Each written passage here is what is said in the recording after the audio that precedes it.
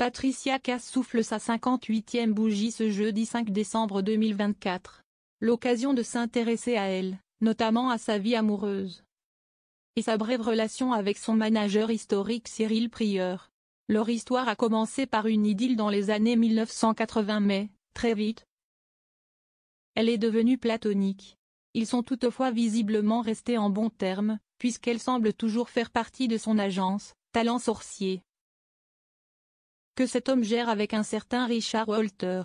Des informations directement disponibles sur leur site. Si l'on se réfère au compte Instagram de Cyril Prieur, on comprend rapidement qu'il est régulièrement amené à collaborer, ou du moins à côtoyer de nombreuses stars, telles que Vianney, Florent Pagny, ou Patrick Bruel. Patricia Cass commente souvent ses publications, ce qui prouve qu'ils sont restés proches. D'ailleurs, elle figure sur l'un de ses posts, c'était en 2022, elle s'était produite à l'Olympia cette année-là. Patricia Cass dans The Voice.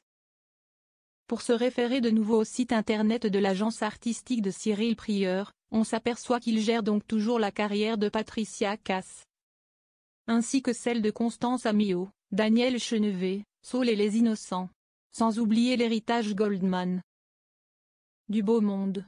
Pour rappel, Patricia Cass s'est révélée au grand public en 1987 avec le titre Mademoiselle chante le blues, avant de connaître un succès à l'étranger, que ce soit dans les pays francophones, en Allemagne, en Finlande, dans les pays de l'ex-URSS ou même en Asie de l'Est.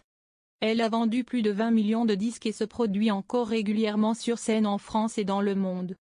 À noter aussi que celle qui n'a jamais eu d'enfant fait partie des nouvelles coachs de la prochaine saison de The Voice avec Zaz. Une expérience inédite pour elle.